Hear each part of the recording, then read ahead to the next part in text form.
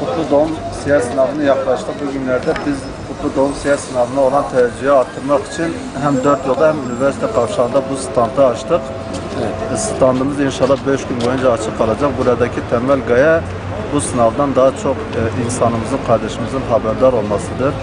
Peygamber Aleyhisselatü Vesselam'ın hayatının anlaşılması noktasındaki bu siyer sınavını Bingöl ayağı olarak Peygamber Sevdaları platformu adına kalemde düzenlenmektedir.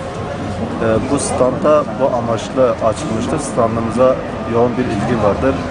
En az da gelen gidenler bakmaktadır, sormaktadır. Buradan müracaatlar da alınmaktadır. Biz inşallah bu müracaatın bitmesine birkaç gün kala bu standların fayda sağlayacağına inanıyoruz. Ve bu noktada bütün herkesi bu sınava girmek için davet ediyoruz.